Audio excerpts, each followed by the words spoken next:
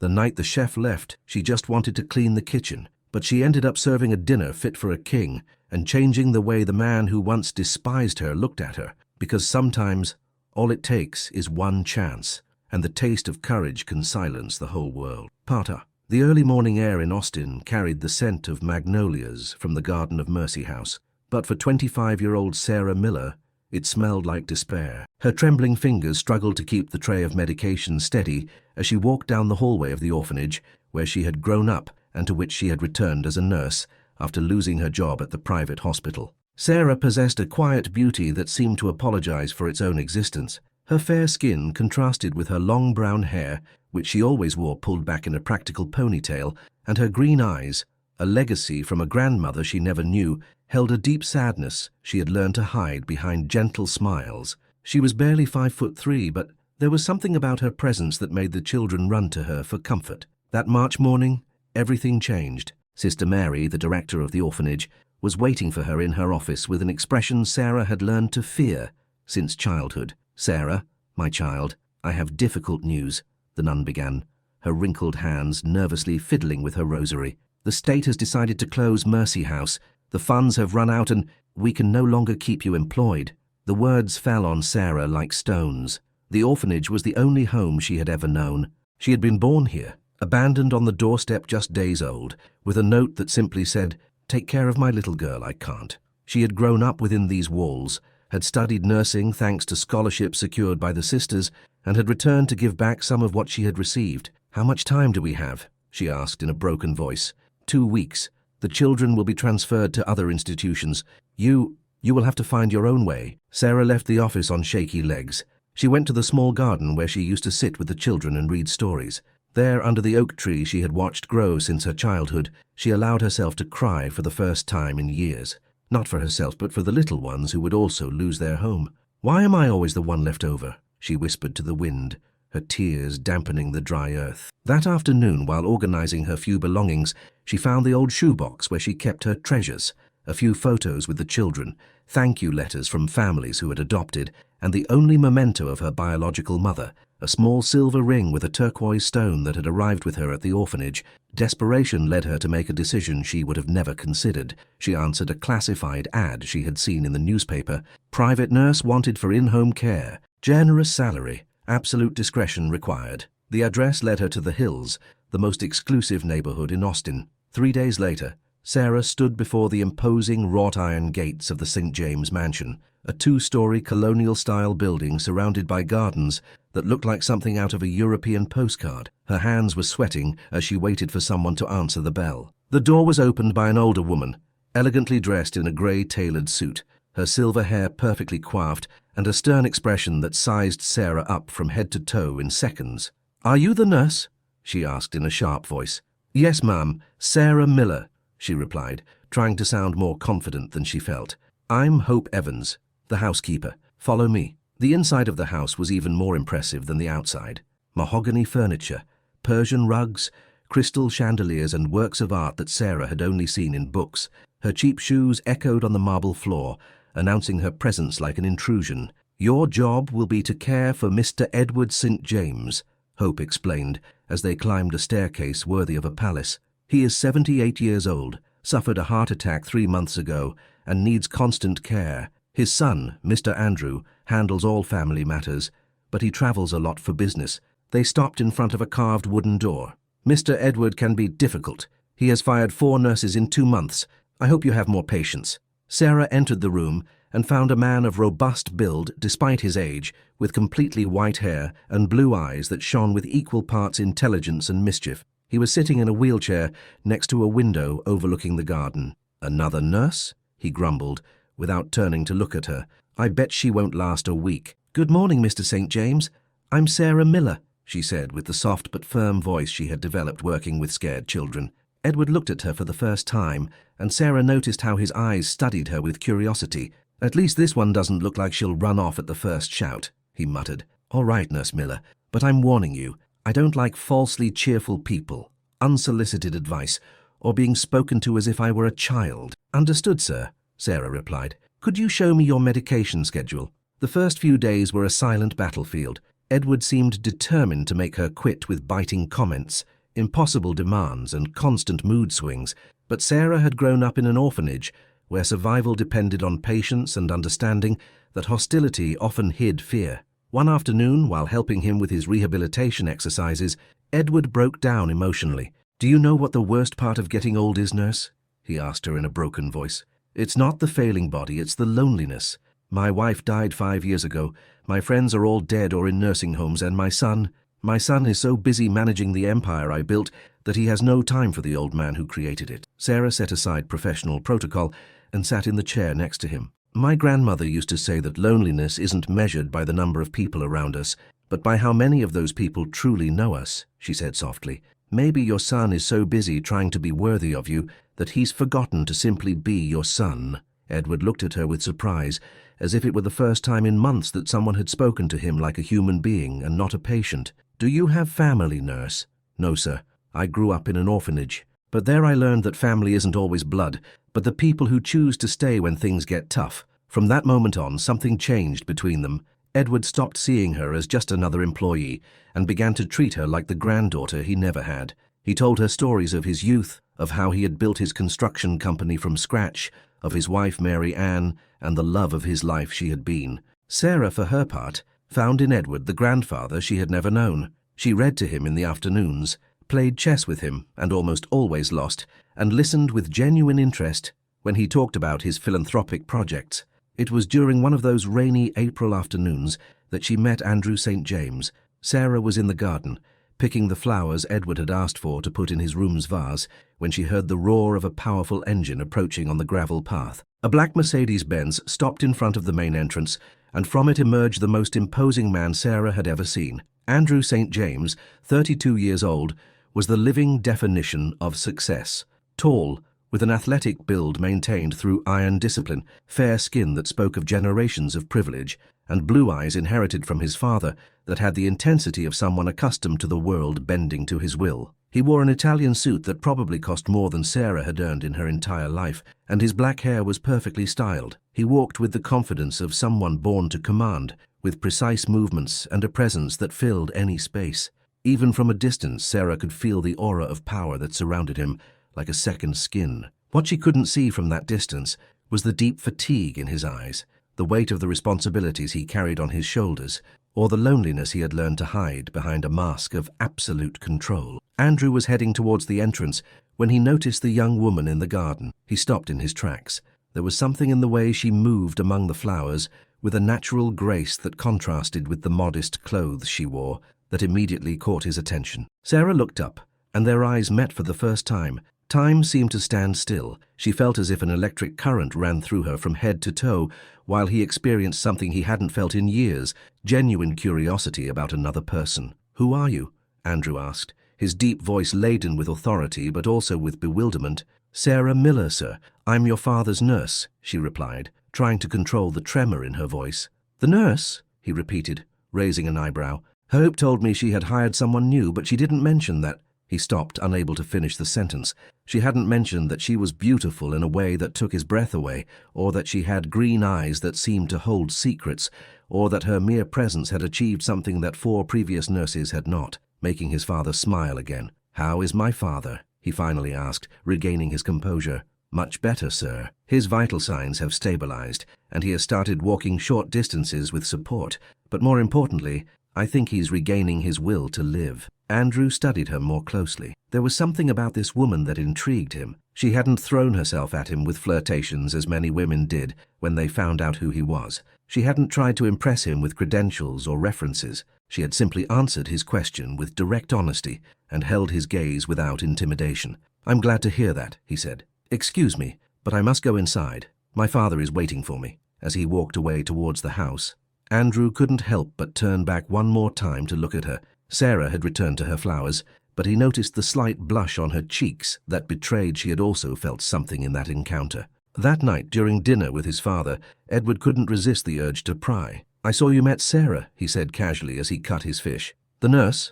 "Yes, briefly," Andrew replied, trying to sound disinterested. "She's special, isn't she?" Edward insisted with a mischievous smile. "Not like the others. Dad, she's your nurse. I didn't come here to evaluate the domestic staff. Of course not, Edward said, not losing his smile. But since you mention evaluation, you should know that in the 2 months she's been here, she's helped me regain more mobility than all the physical therapists you hired. And more importantly, she's given me back my hope. Andrew stopped eating and looked at his father seriously. What do you mean? I mean that young woman came here like an angel. She doesn't just take care of my body, Andrew. She takes care of my soul. She listens to me. She doesn't judge me. And she reminds me that I still have value as a person, not just as the patriarch of the St. James family. His father's words pierced Andrew's heart like pins. When was the last time he had spoken to his father simply as a son, not as the heir to the family empire? I'm glad you found her useful, he finally said. Useful, Edward repeated, shaking his head. Son, when you learn to see people as more than just useful or useless, maybe you'll find the happiness you've been searching for years. That night, Andrew couldn't sleep. He found himself thinking about the nurse's green eyes, the way she had held his gaze without intimidation, how his father had spoken of her with an affection he hadn't shown for anyone in years. He decided to get to know her better. In the following days, Andrew began to show up at the house more frequently than usual. He always had an excuse: papers his father needed to sign, business decisions that required his approval, or simply keeping up with his medical progress. But the truth was, he felt magnetically drawn to Sarah. He watched her from a distance as she worked. He noticed how her face lit up when Edward made a small bit of progress in his rehabilitation, how she spoke to the elderly gardener with the same respect she would show a dignitary, how the birds seemed to approach her without fear when she was in the garden. There was something pure about Sarah that Andrew hadn't found in his world of ruthless business and calculated relationships. In his universe, every conversation had a purpose, every smile a hidden agenda, every gesture a calculation of benefit. But she seemed to be moved by completely different motivations. The first real encounter between them happened one afternoon when Andrew found her in the house's library, reading aloud to his father, who had fallen asleep in his chair. You don't have to keep reading if he's asleep, Andrew said from the doorway. Sarah looked up, startled. She hadn't heard him come in. I know, she replied in a low voice so as not to wake Edward, but I believe words find their way to the heart even when we're sleeping. Do you really believe that? My adoptive grandmother, one of the sisters from the orphanage where I grew up, used to read us stories when we had nightmares. She said that beautiful words could change even the ugliest dreams. Andrew approached and looked at the book she was holding. Hemingway, he observed. Good taste. The sun also rises, she said, showing the cover. Your father asked me to read it to him. He says it reminds him of his youth. And what do you think of it? Sarah thought for a moment before answering. I think it talks about something we all search for. The possibility that true love can survive any obstacle, even time. Sounds romantic, Andrew said, with a slightly mocking tone. Do you believe in that? Sarah's green eyes studied him seriously. And you don't, Mr. Saint. James? The question caught him off guard. In his world, the question would have been rhetorical, asked only to flatter or manipulate. But there was something in the way she had asked it that suggested a genuine interest in his answer. Love is a luxury few people can afford, he finally replied. Most of us have more important responsibilities. That's a very sad way to look at life, Sarah said softly. It's a realistic way to look at it. They're not the same thing, are they? Before Andrew could answer, Edward woke up with a start. Andrew, what are you doing here? I came to review the contracts for the new hospital construction, he lied. How are you feeling? Better every day, thanks to this angel, Edward said, smiling at Sarah. Did you know she's been researching rehabilitation exercises on her own? She's not content with just following the doctor's orders. She's always looking for ways to help me more. Andrew looked at Sarah in surprise. Is that true? She blushed slightly. I just want to make sure I'm providing the best possible care. Most nurses do the bare minimum, Andrew observed. I'm not like most nurses, Sarah replied, and for the first time, there was a touch of pride in her voice. That night, Andrew couldn't get the conversation out of his head. There was something in the way Sarah had said, I'm not like most, that had sounded like a declaration of war against the low expectations the world had for her. But who was Sarah Miller, really? He decided to find out. Dear hearts who are reading, have you ever felt that instant connection with someone you knew could change everything? Comment which city you're following us from, and press like if you want to know what secrets Andrew will uncover about Sarah's past. The story is just beginning. Part 2. Andrew's investigation into Sarah began as a business precaution. In his position, he couldn't afford to blindly trust someone who had such intimate access to his family. But what he discovered left him completely disarmed. The report arrived on his desk 3 days later, courtesy of the private investigation firm he used to vet business partners. As he read, he realized that each page revealed not only Sarah's story, but also the hypocrisy of his own privileged world. Sarah Elizabeth Miller, born March 15, 1999, abandoned at Mercy House Orphanage in Austin at 3 days old. Parents unknown, raised by the Sisters of Charity until age 18. Outstanding student, full scholarship for nursing studies at the University of Texas at Austin. Graduated with honors, worked for 2 years at Austin General Hospital until being dismissed for defending a patient against mistreatment by a politically influential doctor. No criminal record, no significant debt. Impeccable references from superiors and colleagues. But it was the last paragraph that took his breath away. Special note, Ms. Miller donated 60% of her hospital salary during her employment to a support fund for low-income families who could not afford medical treatment for their children. She currently owns no property, vehicle, or significant savings. Her entire life has been dedicated to the service of others. Andrew dropped the report on his desk with trembling hands. In a world where he had learned to distrust anyone who approached his family for financial gain, he had found the one person who genuinely had no hidden agenda. But there was more. The report included a photograph that left him breathless. Sarah, several years younger, surrounded by children from the orphanage, all smiling at the camera. In her eyes was the same tenderness he had seen when she cared for his father, but also a profound loneliness he recognized because he had felt it himself. That afternoon, Andrew arrived home earlier than usual. He found Sarah in the backyard, pushing his father's wheelchair under the blooming orange trees. Edward was telling her something that made her laugh with a crystalline sound that seemed to make the very air lighter. "Andrew!" Edward shouted upon seeing him. "Come, you have to hear what Sarah told me about the kids at the orphanage." As he approached, Andrew noticed how Sarah tensed slightly, as if his presence disturbed the natural harmony of the scene.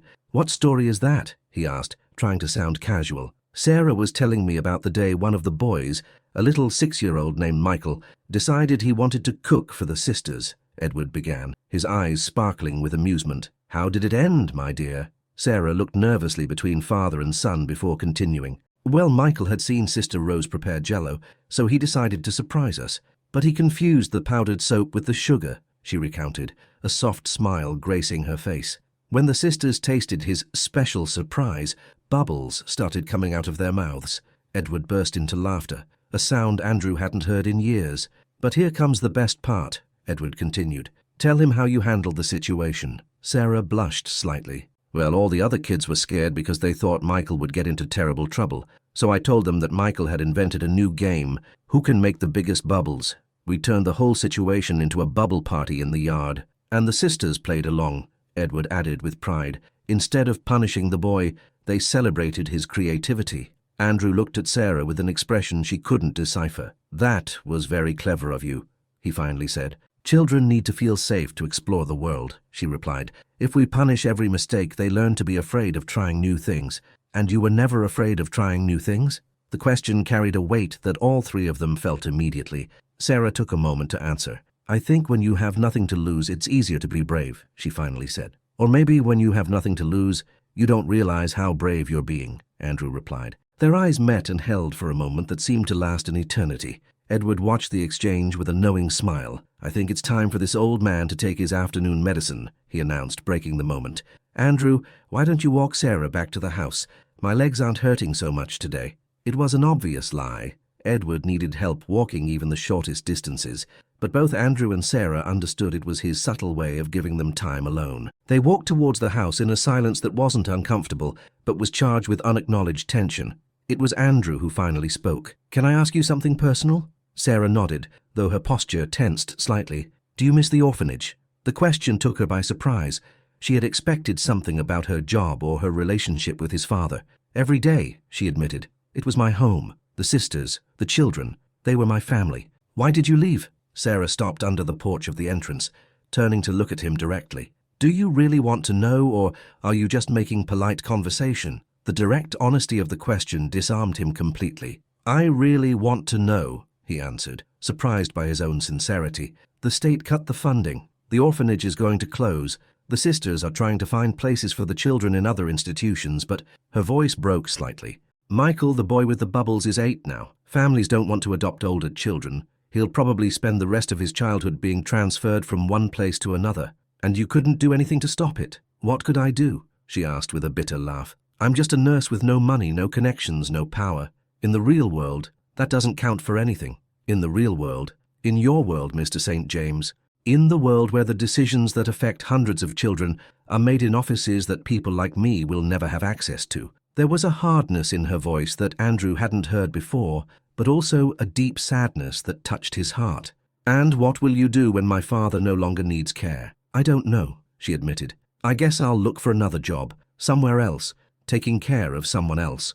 It's what I know how to do. Is it what you want to do? The question left her speechless for a moment. Does it matter what I want? She finally asked. It should matter. In my experience, Mr. St. James, what people like me want rarely matters to people like you. The accusation hung in the air between them like a soft but certain slap. Andrew realized she was right, and the realization shamed him deeply. You're right, he said, using her first name for the first time, and I apologize for that. Sarah looked at him in surprise. In her experience, powerful people didn't apologize to those they considered inferior. You don't need to apologize, sir. I was just being honest. Andrew, he said. Call me Andrew. I don't think that's appropriate. You're my employer. My father is your employer. I'm just someone who's trying to understand. Understand what? How someone who has lost so much can keep giving so much of herself. The question disarmed her completely. No one had ever made that observation to her before. What's the alternative? She finally asked. To become bitter, to stop caring. That wouldn't bring back my parents. It wouldn't save the orphanage. It wouldn't help the children. At least if I keep giving, some good comes out of all the pain. Andrew fell silent, processing her words. In his world, pain was managed with power, money, control. The idea of transforming suffering into service to others was completely foreign to his experience. Have you never wanted more for yourself? He asked. Like what? I don't know. A family of your own, a house, financial security, the chance to travel, to see the world. Sarah smiled sadly. Those are luxuries for people who have the freedom to dream, Andrew. I learned from a very young age that my value was in how useful I could be to others. Personal dreams? Those are for people like you. That's not true, isn't it? She challenged. When was the last time you met someone from my background who achieved more without sacrificing their integrity or betraying their values? Andrew realized he had no answer, because in his social circle, he didn't know anyone from her background. That night, he couldn't sleep. Sarah's words echoed in his mind like chimes. He got up and went to his home office, where he opened his laptop and began researching the closure of the Mercy House orphanage. What he found infuriated and shamed him in equal measure. The orphanage had lost its funding, not because of a lack of government resources, but because the land where it was located had been designated for a commercial development. A construction company had bought the land rights for a fraction of its real value, taking advantage of the institution's economic desperation. The construction company was a subsidiary of St. James Construction. His own company, run by him, had been indirectly responsible for destroying Sarah's home. The discovery hit him like a punch to the gut.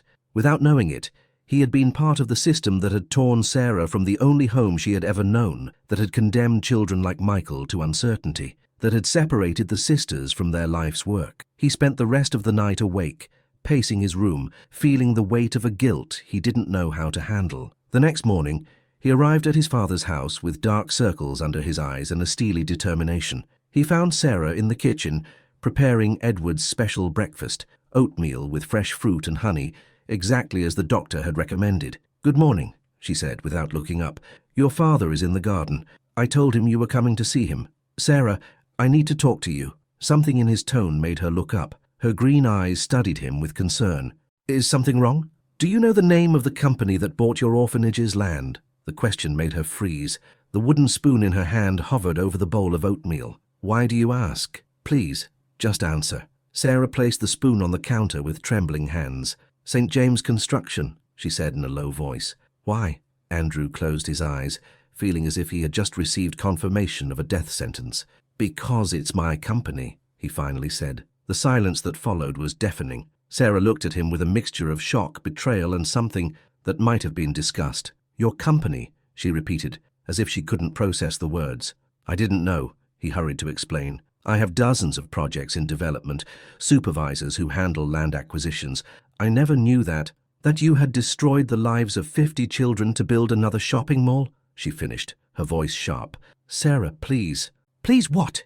she exploded, all her usual composure gone. Please understand that it was just business. Please don't be angry because it wasn't personal." She moved away from the counter, walking towards the window that overlooked the garden, keeping her back to him. "Do you know what the worst part of all this is?" she asked without turning around. "That, for these past few weeks, I had started to think that maybe you were different. That maybe people like you could actually care about people like me. I am different," he said desperately, "and I do care about you. That's why I had to tell you." She turned then, and he saw tears in her eyes for the first time since he had met her. "You care about me?" she asked in a broken voice. "Like you care about a charity project? Like you care about feeling good about yourself by helping the poor orphan girl? That's not true, isn't it? Then tell me, Andrew. What are you going to do about it?" The question left him speechless. What could he do? The project was already underway, the contracts signed, the investors committed. Cancelling it would cost millions and damage his company's credibility. His silence was all the answer Sarah needed. "I thought so," she said, wiping her tears with the back of her hand. "In the end, I'm no more important than your profit margins." "Sarah, wait." But she had already left the kitchen, leaving him alone with the weight of his own limitations. That afternoon, Andrew sat with his father in the garden, telling him everything he had discovered. Edward listened in silence, his expression growing grimmer with each detail. "And what do you plan to do?" his father finally asked. "I don't know what I can do. Cancelling the project would be—" "Costly?" Edward interrupted. "Devastating for the company." Edward was silent for a long moment, looking at the flowers Sarah had planted during his recovery. "Do you know what Sarah told me the other day?" he finally asked. "She told me that true wealth isn't measured by what you have, but by what you're willing to give. And I realize that I've spent my whole life accumulating, but what have I really given? Dad, you've built an empire. You've given jobs to thousands of people. I've built a business," Edward corrected. "But have I built something that truly matters? Something that makes the world a better place?"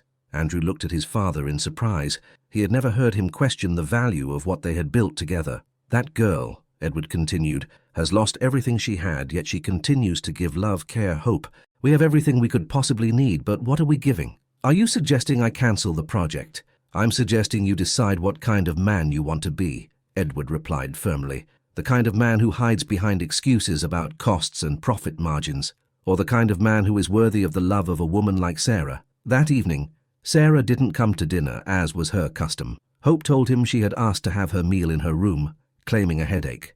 Andrew stayed up late, pacing the house, feeling like a stranger in his own home. He passed by Sarah's room and saw light under the door. He stood there, his hand raised to knock, but he couldn't muster the courage. What could he say? That he was sorry for hurting her, that he wished he could undo the damage, that in the few weeks he had known her, he had begun to question everything he thought he knew about what really mattered in life. In the end, he walked away without knocking. But on the other side of the door, Sarah had heard his footsteps stop, had seen the shadow of his feet under the door, had held her breath, waiting for him to knock. When she heard his footsteps moving away, she allowed herself to cry for all that she had lost and for all that she could never have. Do you believe in second chances when the damage seems irreparable? Andrew faces the most important decision of his life. Part 3. For the next few days, a palpable tension settled over the St. James mansion. Sarah continued to care for Edward with the same professional dedication as always, but there was a coldness in her interactions that hadn't been there before. When Andrew appeared, she found excuses to be absent, and when she couldn't avoid him, she addressed him with the distant politeness one uses with strangers. Edward watched the situation with growing concern. He had seen something beautiful blossom between his son and the young woman who had brought light back into his life, and now he was watching it wither before his eyes. One morning, while Sarah was helping him with his physical therapy exercises, Edward decided to address the issue directly. "Are you going to punish the son for the sins of the father forever?" he asked without preamble. Sarah nearly dropped the weights Edward was lifting. "I don't know what you're talking about, Mr. Edward." "Of course you do," the old man replied firmly. "Andrew told me what he discovered about the orphanage, and while I understand your pain, I think you're being unfair to him." "Unfair?" Sarah repeated, a hint of indignation in her voice. "How can I be unfair to someone who literally destroyed my home?" "Because he didn't know," Edward said patiently, "and because when he found out, he came and told you immediately. He could have kept quiet, and you would have never known the connection." Sarah sat in the chair next to Edward, her resistance crumbling slightly. "Do you know what hurts the most?" she asked in a soft voice. "It's not that his company bought the land. Companies do that every day. It's that for a moment I thought I had found someone who saw me as more than a victim of circumstance, someone who might actually care about who I am. And you don't think he cares. I think he feels guilty, she replied. And there's a big difference between guilt and genuine affection. Edward studied her face carefully before speaking. Can I tell you something about my son that you might not know? Sarah nodded. Andrew was 12 when his mother died in a car accident, Edward began. I was so lost in my own grief that I didn't notice how he was processing it. He became calculated. He decided that if he never allowed himself to care too much about anything, he would never feel that kind of pain again. He paused, looking out at the garden where he had seen his son and Sarah walk together just days before. He spent 20 years building walls around his heart, Sarah, until you came along. I had never seen those walls even tremble. Walls exist for a reason, Sarah said softly. Maybe I shouldn't be trying to tear them down. Or maybe, Edward suggested, you both need to learn that it's worth the risk. That afternoon, while Edward was taking his nap, Sarah found herself walking through the garden, lost in thought. She had been avoiding this space because every corner reminded her of the conversations she'd had with Andrew, but today she felt drawn to the tranquility of the flowers. She was so absorbed in her thoughts that she didn't hear the approaching footsteps until a familiar voice startled her. Can I talk to you? She turned to find Andrew standing a few feet away, looking as if he hadn't slept well in days. He was holding a folder and had an expression she couldn't decipher. If it's about work, you can speak with your father, she replied, starting to walk away. It's not about work, he said quickly. It's about the orphanage. Sarah stopped but didn't turn around. I've been working day and night since I told you, Andrew continued, reviewing contracts, talking to lawyers, crunching numbers, and I think I found a solution. Slowly, Sarah turned to face him. What kind of solution? Andrew stepped closer and handed her the folder. Remember you said that people like me make decisions in offices that people like you never have access to? She nodded, taking the folder with trembling hands. Well, it turns out I have access to those offices, he continued, and I've been using that access. Sarah opened the folder, and her eyes filled with tears as she saw the first document. It was an architectural blueprint, but not for a shopping mall. It was the design for a complex that included a modernized orphanage, a pediatric clinic, and a vocational training center for homeless youth. What is this? She asked in a broken voice. It's what we're going to build on the land where your orphanage was, Andrew explained. I cancelled the commercial project. It cost a fortune in contractual penalties and investor compensation, but you cancelled the project, she interrupted, looking up from the plans. Yes, and I convinced the board of directors to make it our first corporate social responsibility project. Sarah flipped through the pages, seeing detailed designs for classrooms, dormitories, play areas, a library, even a small chapel for the sisters. But this must cost millions, she murmured. It does cost millions, he confirmed. But it turns out that when you really want something, you find a way to pay for it. Why? She asked, looking him directly in the eye. Why would you do this? Andrew was silent for a moment, as if gathering the courage to answer honestly. Because you were right, he finally said. Because I've spent my entire life accumulating power and money, but I had never used that power for something that truly mattered. Because I wanted to prove to you that people can change. And what if the project isn't profitable? Then we lose money, he answered simply. But we'll gain something more important. What? The chance to sleep soundly, knowing we did the right thing. Sarah closed the folder and handed it back to him, shaking her head. I can't accept this, she said. The response took him completely by surprise. What? Why not? Because I don't want to be your charity project, she replied firmly. I don't want you to do this out of guilt or pity, or to make yourself feel better. That's not why I'm doing it. No? Then tell me, Andrew, why are you doing it? The question hung in the air between them. Andrew realized he had reached the moment of absolute truth, the moment when he had to decide whether to keep hiding behind his walls or risk being completely vulnerable. I'm doing it because I fell in love with you, he said finally, his voice barely a whisper. Sarah felt as if the ground were moving beneath her feet. What did you say? That I fell in love with you, he repeated, louder this time.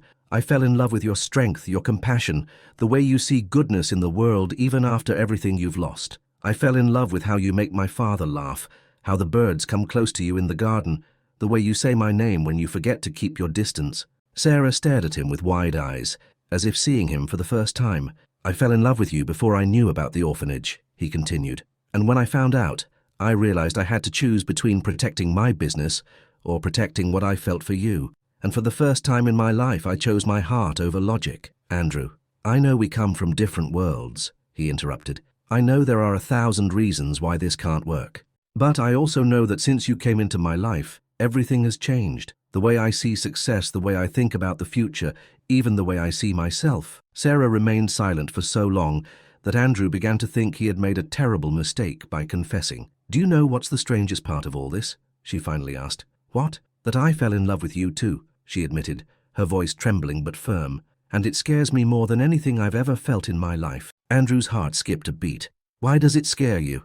Because people like me don't get happy endings, she replied, tears in her eyes. Because every time I've loved something, I've lost it. Because if I let myself believe this is real, and then I lose it, I don't think I could survive being abandoned again. Without thinking, Andrew closed the distance between them and took her hands. You're not going to lose me, he said with conviction, and I'm not going to abandon you. How can you be so sure? Because I have never in my life been willing to risk everything for someone else, because I had never met someone worth completely changing my life for. Sarah studied his face, searching for signs of doubt or uncertainty, but found only absolute sincerity. If I do this, she said slowly, if I let myself love you, you have to promise me something. Anything. Promise me that if you ever decide this was a mistake, you'll tell me honestly. Don't just leave me without an explanation. Don't leave me wondering what I did wrong. The request broke his heart because he understood it was born from years of abandonment and loss. I promise I will always be honest with you, he said solemnly, but I also need you to promise me something. What? Promise me you won't run away at the first sign of trouble. Promise me you'll give me the chance to prove to you that this is real. Sarah nodded, tears streaming down her cheeks. I promise. Andrew lifted her hands and kissed them gently. Then let's build something beautiful together, he whispered. In that moment, they both understood they were standing on the precipice of something that would change their lives forever. It wouldn't be easy. The challenges of their different backgrounds, social pressures, personal fears, all of that was still real. But for the first time in their lives, they had both found something worth fighting for. When they kissed under the blooming orange trees, with the scent of magnolias filling the air and the afternoon sun gilding everything around them, they both knew they had found their home in each other's heart. From his bedroom window, Edward smiled as he watched the scene, tears of joy streaming down his cheeks. His son had finally found something more valuable than all the money in the world. He had found true love. And Sarah, for the first time in her life, had found someone who saw her not as an orphan in need of charity, but as the extraordinary woman she had always been. The future was still uncertain, full of challenges they would have to face together. But in that moment, under the infinite Austin sky, they both knew they had found something that neither a painful past nor an uncertain future could take away. They had found home in each other's heart. Farastume, have you ever felt like someone truly sees you for who you are, not your circumstances? Andrew and Sarah's true love is just beginning to blossom, but the real challenges are yet to come. Comment which city you're following from and tell us if you believe love can overcome any obstacle. Give us a like if you want to find out what secrets from the past will threaten their happiness in the next chapters. Part 4. The months following Andrew and Sarah's confession of love were like a golden dream. Neither of them wanted to end. The new orphanage project moved forward by leaps and bounds, and with it their relationship deepened in ways neither had imagined possible. Andrew had begun to involve Sarah in the project's decisions, valuing her practical experience with the real needs of orphaned children. She, in turn, had begun to understand that the business world didn't have to be synonymous with coldness and unbridled ambition. Together they had created something beautiful, a project that combined his business vision with her compassion and practical knowledge. Edward watched with joy as his son transformed day by day. Andrew smiled more, spoke with passion about the social impact of his business decisions, and had begun to include Sarah in family dinners, not as an employee, but as the woman he loved. One July afternoon, while they were reviewing the final plans for the orphanage in the house library, Sarah made an observation that changed everything for Andrew. Have you thought about including an integrated adoption program? She asked, pointing to a section of the design. Often families are willing to adopt, but the process is so bureaucratic and expensive that they get discouraged. Andrew looked up from the documents, studying her face.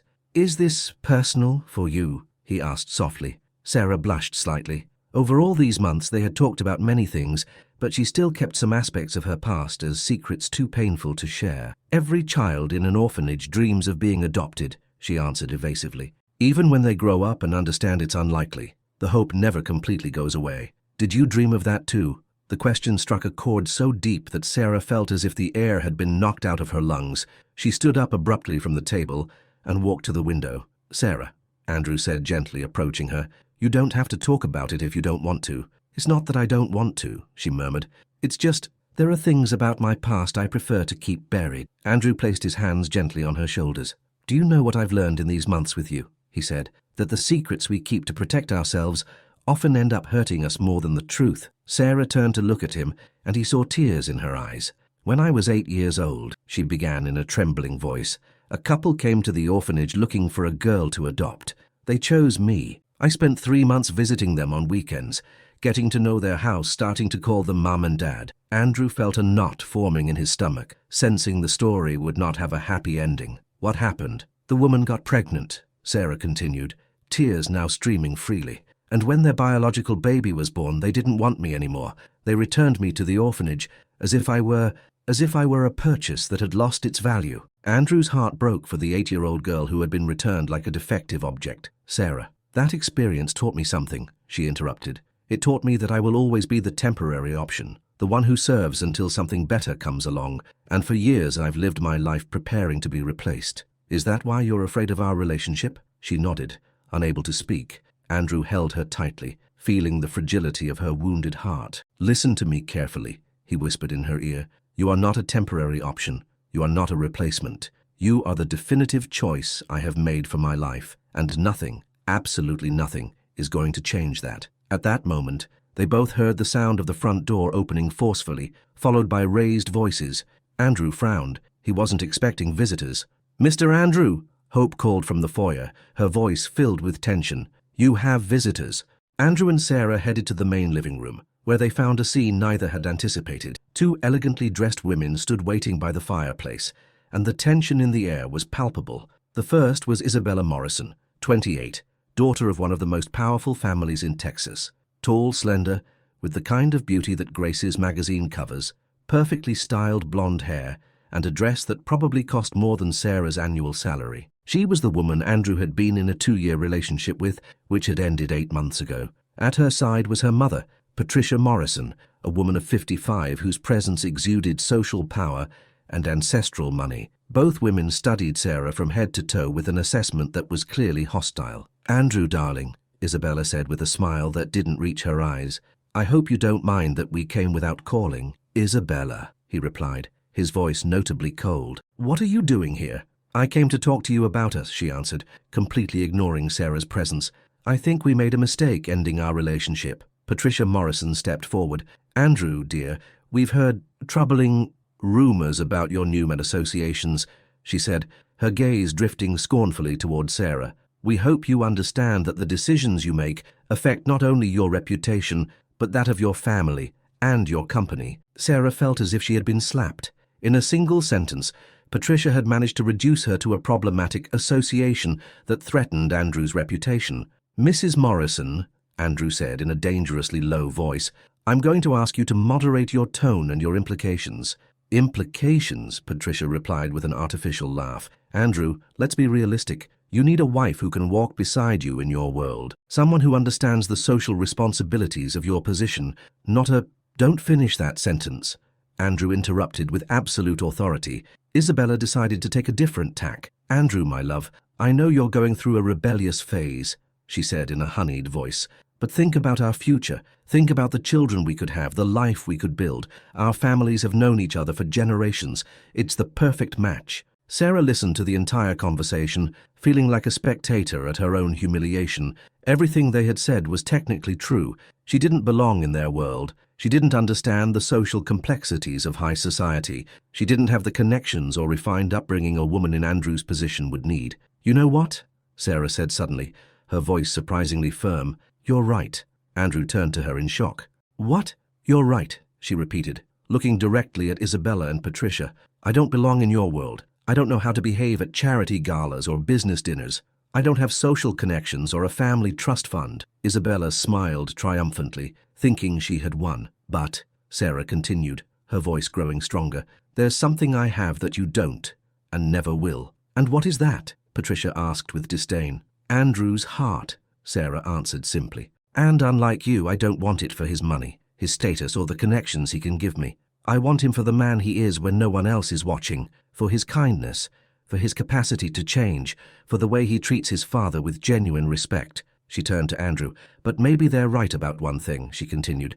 Maybe you do need someone who can walk beside you in your world without making you look like you're lowering yourself. Sarah, no, Andrew said desperately. It's better if we accept it now, she said, her voice breaking slightly, before this gets any more complicated. Without another word, Sarah walked out of the living room, leaving Andrew paralyzed between fury and desperation. Isabella approached him with a victorious smile. You did the right thing, Andrew.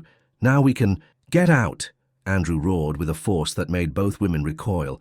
Get out of my house now. Andrew, please be reasonable, Patricia began. I said get out, he shouted, his composure completely gone. And if you ever insult Sarah again or interfere in my personal life, I will make sure the entire Austin society knows exactly what kind of people you are. The women left hastily, Isabella with tears of humiliation in her eyes, and Patricia muttering threats about the social consequences of his behavior. Andrew ran upstairs looking for Sarah. He found her in her room, packing her few belongings into the same worn-out suitcase she had arrived with months ago. What are you doing? He asked, though the answer was obvious. What I should have done months ago, she replied, without looking at him. Facing reality. What reality? That this was beautiful while it lasted, but it's not sustainable. Andrew came over and slammed the suitcase shut. You're just going to run, just like that? Sarah finally looked at him, and he saw determination in her green eyes, but also a deep pain. I'm not running. I'm being realistic. Those women are just the beginning, Andrew.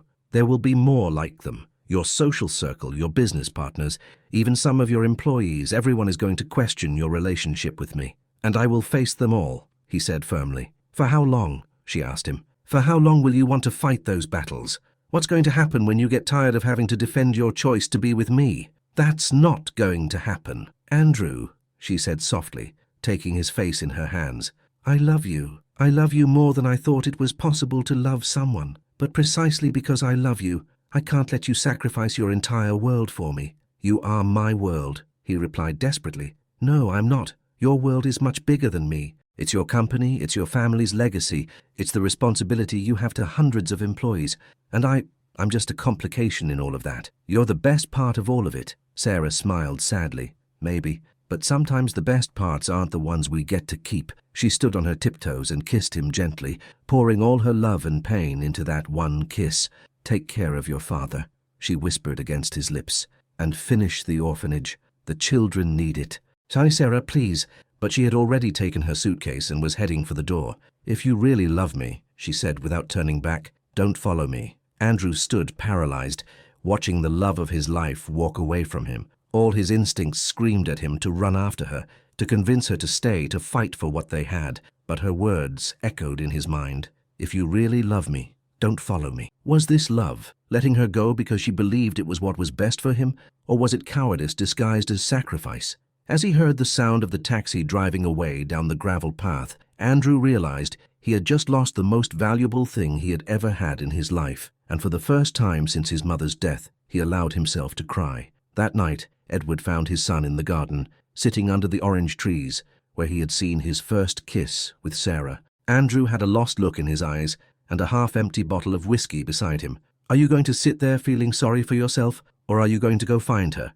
Edward asked without preamble. She asked me not to follow her, Andrew muttered. And you listened, Edward observed with disgust. Since when do you take orders from a woman who is terrified of being happy? Andrew looked up at his father.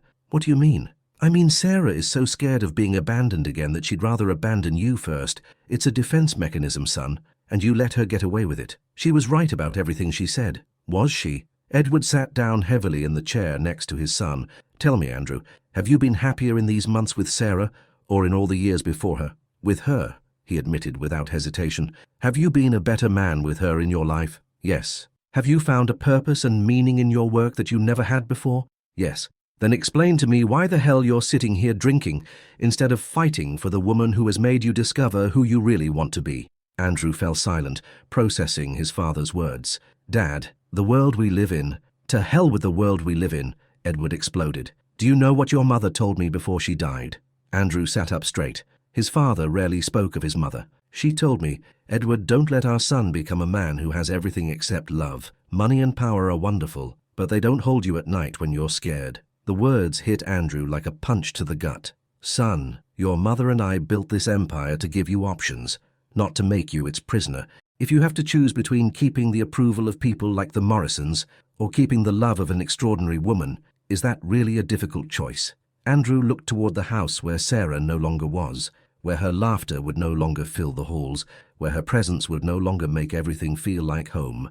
Do you think there's still time? He asked. Son, Edward said with a smile, as long as there is love, there is always time. The next day, Andrew began his search for Sarah, but what he discovered left him completely shattered. She had disappeared completely. She wasn't at any hospital in Austin. The sisters from the old orphanage hadn't heard from her. Even the private investigation firm he had used before could find no trace of her. It was as if Sarah Miller had simply vanished from the face of the earth. Assez macombe, do you believe some decisions made in the name of love are actually acts of cowardice? Sarah has disappeared, but Andrew won't give up so easily. Where do you think she has hidden? Continue. T. Tradutor Inglés Gem, Personalizado, Mostrar Raciocinio, Part 5. 6 months had passed since Sarah's disappearance, and Andrew had turned the search for her into an obsession. He had hired the best private investigators in the country, placed ads in newspapers nationwide, and personally visited every hospital, clinic, and orphanage within a 300-mile radius of Austin. Nothing. It was as if Sarah had decided to erase her existence from the world. The new orphanage, Hope House, had been inaugurated 3 months prior, in a ceremony Andrew attended like an automaton. Watching the children run through the lovingly designed hallways, playing in the garden Sarah had envisioned, he couldn't help but feel that it was all hollow without her there to see it.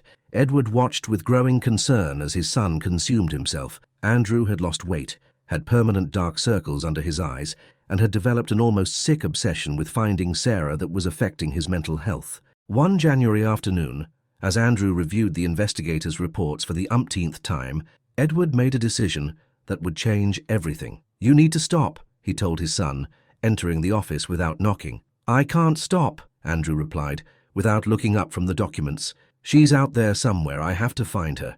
And what if she doesn't want to be found? That doesn't matter. Andrew, Edward sat across the desk from his son. I have something to tell you, and it's not going to be easy to hear. Something in his father's tone made Andrew finally look up. What is it? Edward took a deep breath, as if gathering courage for what he was about to reveal. There's something about Sarah I never told you, he began. Something I discovered months ago, but I kept it a secret because I thought it didn't matter. Andrew's heart began to beat faster. What is it? I obtained a complete copy of her adoption papers, Edward said, pulling a yellowed folder from his briefcase. Not the superficial documents you saw, the originals, the ones sealed in the state archives. Andrew took the folder with trembling hands. Why did you do that? Because I wanted to better understand her story. I wanted to know how to help her heal those past wounds. Andrew opened the folder and began to read. At first, everything seemed to confirm what he already knew. Sarah had been abandoned at the orphanage at 3 days old, with no information about her parents. But then he came to a page that made him freeze. This can't be, he murmured. Keep reading, Edward said softly. Andrew read the next page and then the next, each line confirming a truth that was too terrible to process. Is this real? He asked in a broken voice. It's real, Edward confirmed. According to the documents, Sarah had not been abandoned by unknown parents. She had been abandoned by Helen St. James, Edward's younger sister, who had died in a car accident when Sarah was just 3 years old. Sarah was Edward's niece, Andrew's cousin. I don't understand, Andrew said, feeling as if the floor were shifting beneath his feet. How is this possible? Why did we never know she existed? Edward closed his eyes, as if the memory were too painful. Helen ran away from home when she was 17, he explained. She fell in love with a boy our father deemed unsuitable.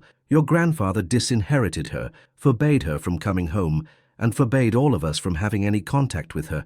And you obeyed. I was young, Andrew. I thought Dad knew what he was doing. I thought Helen would come back when she realized her mistake. But she didn't come back. No, she married that boy, George Miller. They had a daughter. And when Helen died in the accident, George couldn't take care of the baby. He was devastated by the loss, had no money, and was struggling with alcohol. Andrew felt as if he were living a nightmare. So he took her to the orphanage. Yes, but not before trying to contact us.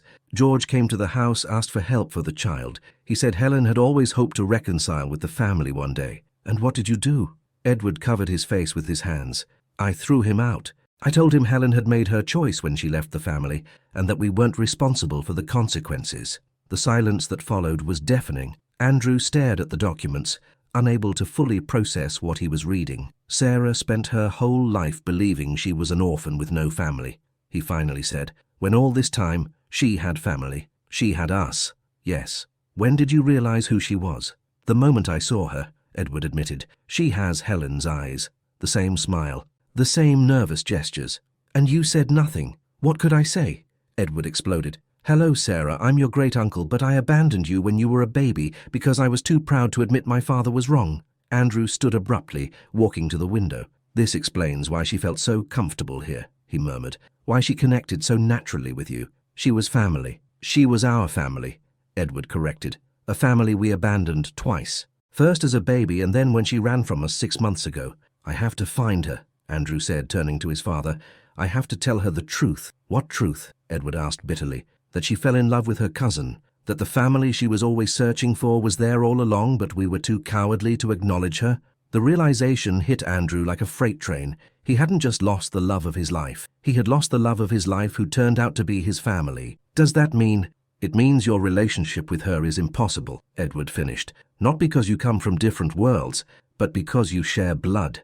Andrew collapsed into his chair, feeling as though his entire world had caved in. Why are you telling me this now? Because you need to stop looking for her, Edward said firmly. Because you need to understand that some losses are final, and because I want to find her, to apologize, to try to give her the family she always deserved, even if it's too late. For the days that followed, Andrew sank into a depression that worried everyone around him. Not only had he lost Sarah as the woman he loved, but he had discovered their entire relationship had been built on a cosmic lie. He questioned everything. Had his feelings been real or some kind of subconscious recognition of family ties?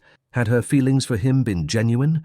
Or had they also been influenced by blood connections neither of them had understood? It was Edward who finally found Sarah. He found her in a small town called Fredericksburg, 3 hours from Austin, working as a nurse in a rural clinic serving local communities. She had changed her name to Helen Miller, unknowingly using her biological mother's name, and had built a new life helping families with no access to basic health care. Edward watched her from a distance for days before gathering the courage to approach. He saw her tend to children with the same tenderness she had shown him, saw how the town's mothers treated her like a daughter, saw how she had found another family among people who valued her for who she was.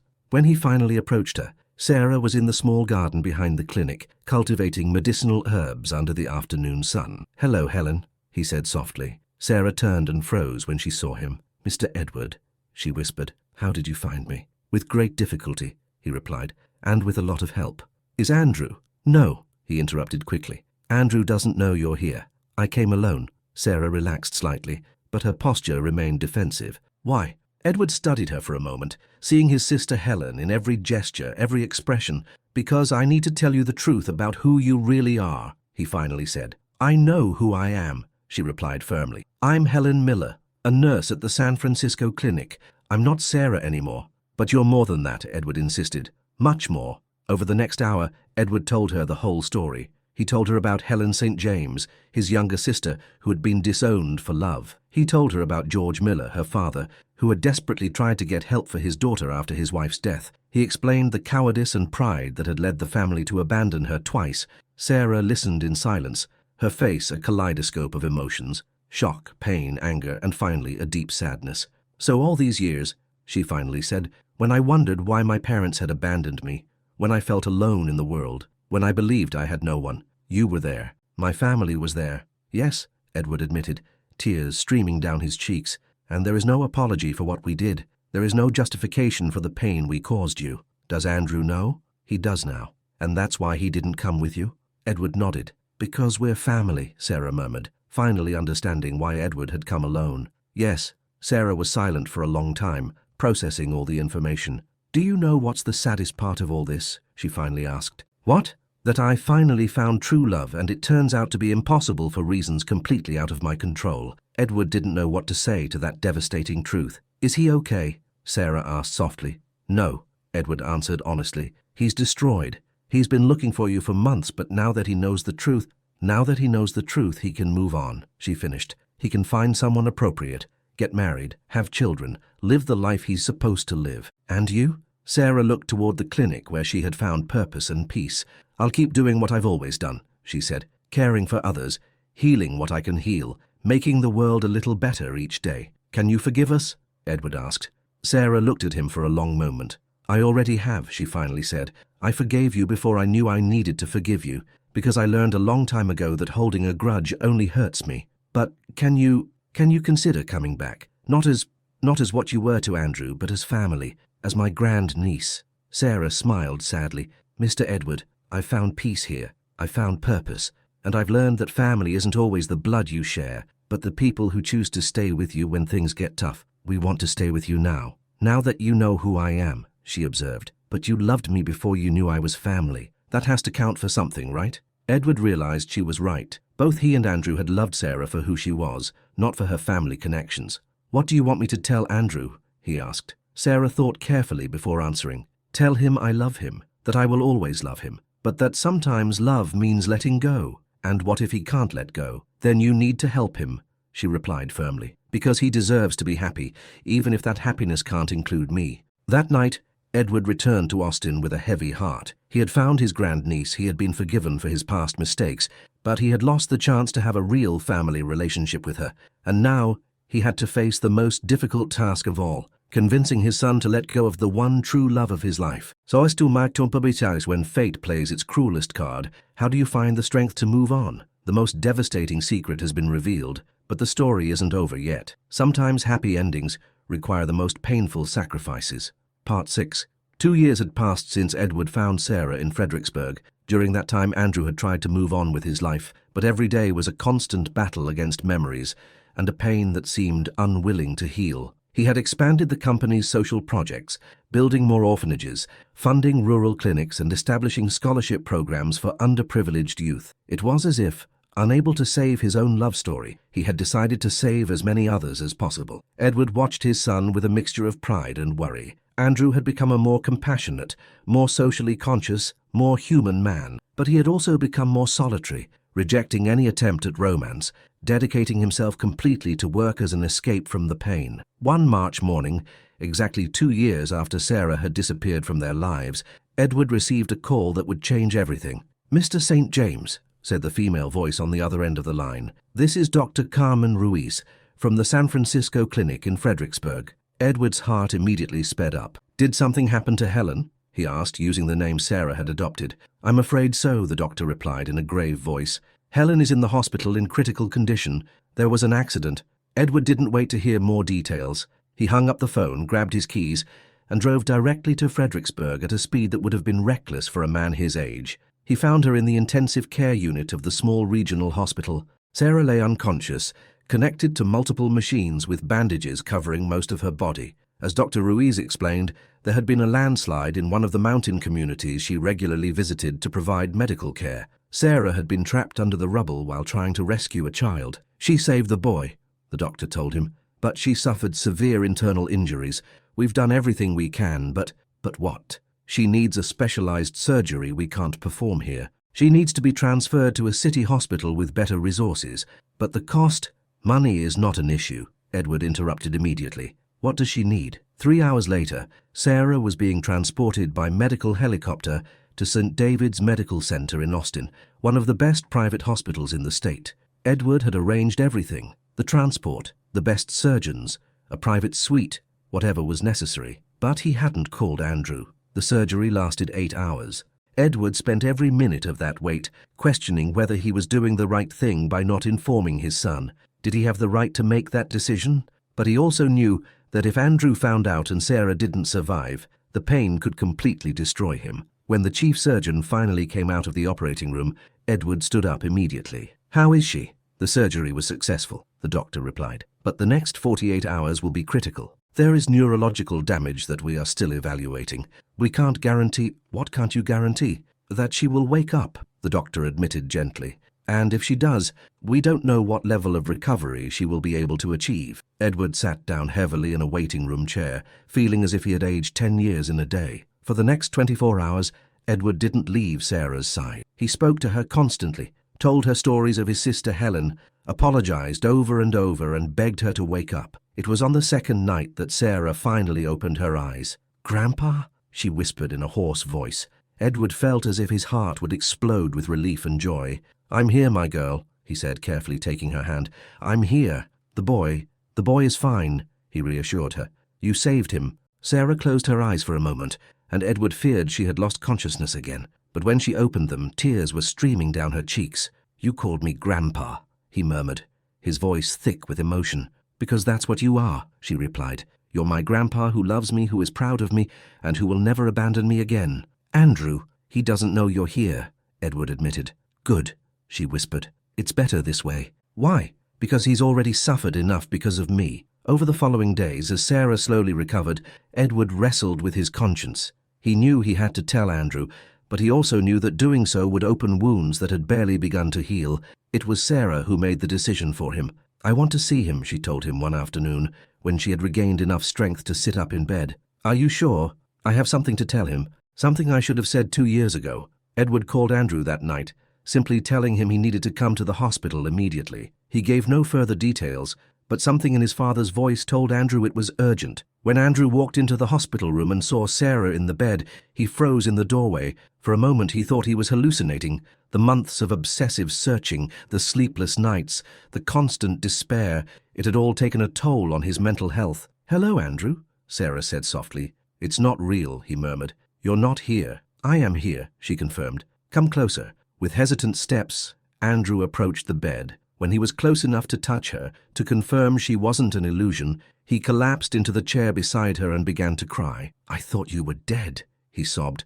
"I thought I had lost you forever." "In a way you did lose me," Sarah replied, taking his hand. "But I needed you to know something before it was too late." "What?" Sarah took a deep breath, gathering strength for what she was about to say. "For the past 2 years I've been researching," she began. "Researching our family situation, the laws, the options we might have." Andrew looked at her, uncomprehending. "What kind of research?" "Did you know," she began, her voice steady, "that your father Edward and my mother Helen were half-siblings, not full siblings?" Andrew's heart stopped. "What are you saying?" "I'm saying they shared a mother but not a father. I'm saying I did DNA tests to confirm our exact relationship.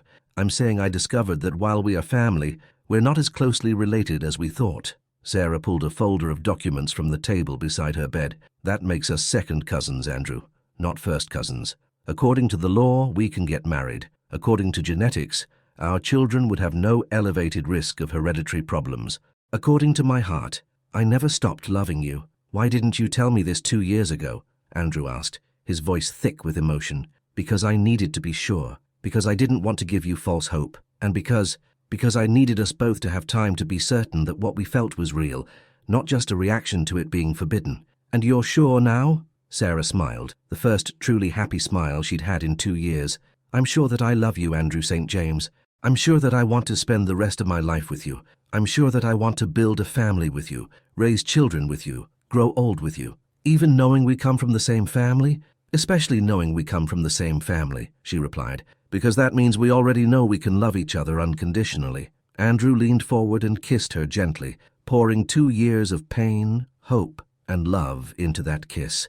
"Will you marry me?" he whispered against her lips. "Are you asking?" "I'm asking," he confirmed, pulling a ring from his pocket that he had been carrying for 2 years, waiting for the right moment he thought would never come. "Then yes," she replied, tears of joy streaming down her cheeks. "Yes, I'll marry you." From the doorway, Edward watched the scene with tears of joy in his eyes.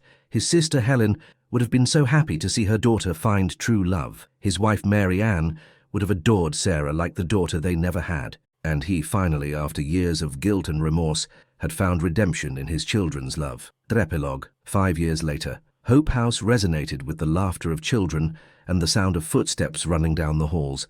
Sarah, now Sarah St. James, walked through the garden she had helped design years ago, holding the hand of her 3-year-old daughter, Helen Mary. "Mommy, why is it called Hope House?" asked the little girl, who had inherited her mother's green eyes and her father's dark hair. "Because hope is the last thing you ever lose, my love," Sarah replied, smiling. "And because here, children learn that there's always hope of finding a family to love them." Andrew appeared on the path carrying their 1-year-old son, Edward George, who was giggling as his father gently tossed him in the air. "How was the meeting with the new donors?" Sarah asked. "Excellent," Andrew replied, kissing her softly. "We have funding to open 2 more centers next year." "And Grandpa Edward?" He's in his element, charming the ladies on the board of directors with stories of when you and I were young." Andrew laughed. Edward, now 83 but still vital and full of energy, had found his true calling in running the family's charitable foundations. He said it was his way of making up for all the years he had lost without knowing his grandniece. That afternoon, as the family gathered for Sunday dinner at the family home, Sarah reflected on the strange path that had led her to this moment. She had lost her parents, grown up without a family, found love and lost it, discovered the truth of her origins, and finally found a way to be with the man she loved. "What are you thinking about?" Andrew asked, noticing her pensive expression. "About how things that seem impossible sometimes just need time to become possible," she replied. "Like us." "Like us," she confirmed, smiling. "You know what's the strangest thing of all?" "What?" "That it turned out we were always family. Even before we knew we were family by blood, we were already family by choice." Andrew held her tightly. "And now we're family in every way possible," he murmured in her ear. "Yes," she whispered back. "Finally, we're family in every way possible." As the sun set over Austin, painting the sky pink and gold, the Saint, James' family sat down to dinner together. Edward told stories that made the children laugh. Andrew talked about plans to expand their social projects, and Sarah watched her family with a heart full of gratitude. It had taken 28 years, but she had finally found her home. Not in a place, but in the people she had chosen to love, and who had chosen to love her back. And sometimes when she saw the children from the orphanage playing in the garden she had designed with so much care, Sarah remembered the words she had said years ago. "Hope is the last thing you ever lose." She was right. And sometimes, if you have enough hope and enough love, even the stories that seem impossible can have happy endings. Sa kwa tene se? Do you believe in the miracles of true love? This story teaches us that sometimes the biggest obstacles are actually bridges to our destiny. Sarah and Andrew found their way back to each other because they never stopped believing in the power of love. Dear hearts who have followed this story to the end, we would love to know, what city have you been following from during this emotional journey? What was your favorite part of the story? Have you ever experienced a love that seemed impossible but found a way to be? If this story has touched your heart, don't forget to give it a like to support more stories like this. Subscribe to the channel so you don't miss our next stories of love and hope. Share with someone who needs to believe in happy endings.